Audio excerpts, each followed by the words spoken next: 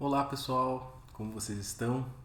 Para quem é novo por aqui, meu nome é Eduardo e esse canal é um espaço no qual eu falo um pouquinho sobre cinema, literatura e outras superfícies da vida cotidiana. Então, se você quiser comentar, fazer sugestões, pode ficar bem à vontade.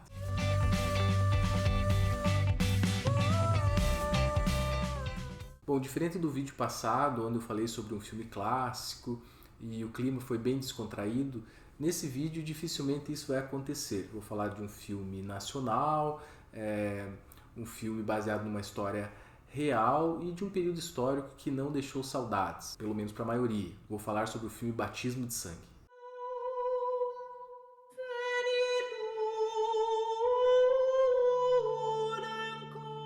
Batismo de Sangue é um filme de 2006 do importante cineasta Elvésio Raton. Ele é adaptado do livro cujo título também é Batismo de Sangue, do escritor Frei Betto, um livro que ganhou na década de 80 um Jabuti, um prêmio literário importante, na categoria Memórias. Eu li alguns anos atrás o livro Batismo de Sangue, mas eu não tenho ele aqui para mostrar para vocês. Os livros do Frei Betto que eu tenho aqui comigo são esse aqui, O Vencedor,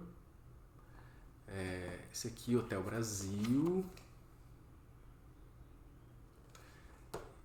e esse aqui, Alucinados Som de Tuba. Desses três é o que eu mais gostei. Então, livro bem legal. O elenco do filme Batismo de Sangue é um elenco muito conceituado, né? Caio Blatt, Daniel de Oliveira, Cássio Gabus Mendes. Então é um filme que realmente teve uma distribuição pelos cinemas brasileiros, teve uma distribuição com um circuito de festivais muito interessante. Basicamente o filme se passa na cidade de São Paulo, na segunda metade da década de 60, período do golpe, consequentemente da ditadura civil-militar que se instaurou no país e foi até a década de 80, e nos conta um pouco sobre a disposição de alguns religiosos católicos em enfrentar esse regime. Alguns deles vão parar nos porões da ditadura e sofrem muitas torturas, caso do Frei Tito, que inclusive o Raton conheceu no Chile e é interpretado pelo Caio Blatt. Outros vão ser presos, vão passar um período, alguns anos na prisão, caso do Frei Betto, que é interpretado pelo Daniel de Oliveira, e que na prisão começa a escrever a memória desse tempo. Mas em suma o que o filme quer nos passar é que a vida de todos eles foram marcadas por esse regime vigente no país da década de 60 até a década de 80. Uma das características éticas do filme de Raton muito interessantes é que ele sempre trata o seu espectador com muito respeito.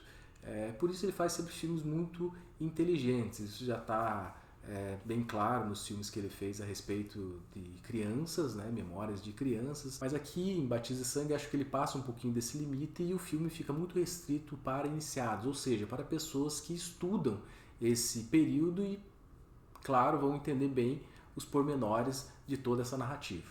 Por exemplo, o próprio nome do filme, Batismo de Sangue, é um termo muito caro dentro da história da igreja desde os primeiros séculos, mas que vai ser mais engajado ainda do século XVI em diante, principalmente com a teologia dos anabatistas, não confundir aqui com a denominação batista. Os anabatistas foi um grupo formado a partir da Reforma Protestante, mas que tinha um entendimento sobre sua vida espiritual que se distinguia dos luteranos, dos reformados e principalmente dos católicos. Eles tinham uma opção, inclusive pelos pobres, pelos mais humildes e, se preciso fosse, contrariavam ordens do Estado. Por conta disso, eles foram muito perseguidos, mortos por todos. Ninguém gostava dos caras. E toda essa perseguição fez com que eles desenvolvessem a teologia do martírio, cuja última etapa seria a morte, ou seja, o batismo de sangue.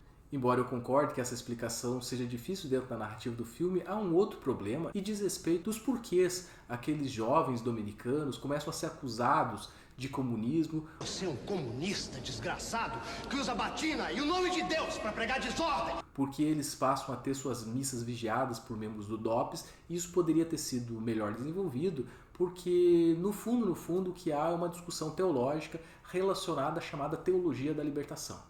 A teologia da libertação teve como um dos seus principais entendimentos das escrituras sagradas a questão de uma opção pelos pobres. E essa teologia foi melhor assimilada pelo clero católico. Todavia, estudiosos do tema consideram que as ideias seminais sobre a teologia da libertação estão presentes em dois protestantes, Richard Shaw e principalmente Rubem Alves. Rubem Alves, né, esse mesmo, professor emérito da Unicamp, muito conhecido pelas discussões que fez no campo da educação, mas que desde o final da década de 50 e principalmente da década de 60 tem uma produção teológica e filosófica muito interessante. Rubem Alves, já no final da década de 50, começa a fazer uma discussão sobre uma teologia mais próxima, né, da realidade social.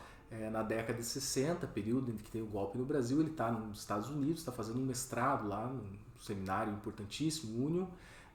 Ele volta para o Brasil e ele é delatado por membros da própria igreja, chamados X9, e a situação para ele fica muito complicada, ele perde o posto de pastor, ele começa a sofrer algumas ameaças de prisão e ele ganha uma bolsa então para voltar para os Estados Unidos fazer um doutorado em filosofia na Universidade de Princeton. É lá na Universidade de Princeton, portanto, que ele vai escrever sua tese, finalizar ela em 69 e vai dar o seguinte título: Por uma Teologia da Libertação. Uma editora dos Estados Unidos ficou interessada em publicar sua tese, mas orientou a mudar essa palavra libertação para esperança, que era uma certa moda na época, que vinha já do livro do Ernest Bloch, muito famoso, O Princípio da Esperança, também do Multmann, né, Teologia da Esperança. Então o livro ficou Por uma Teologia da Esperança Humana, livro que inclusive tem o prefácio do Harvard Cox, professor da Universidade de Harvard. Então nesse ponto eu acho que poderia ser melhor desenvolvido essa questão da teologia da libertação na narrativa, embora eu sei que tem problemas porque o próprio Frei Beto não gostava muito de tocar nesse assunto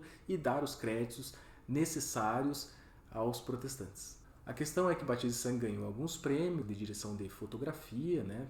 Direção do Lauro Escorel, que dirigiu e ganhou outros prêmios. Eu assisti um muito bonito dele, quero falar no canal também, que é São Bernardo, filme adaptado do livro do Graciliano Ramos. E eu destaco aqui também a bela direção de atores que foi feita pelo Raton. Então, embora o filme pudesse ser mais incisivo em alguns temas, ele é uma peça importante para se entender um período histórico do Brasil indispensável para quem gosta desse tema. Eu fico por aqui, espero que vocês tenham gostado e nos vemos no próximo vídeo. Até mais, pessoal!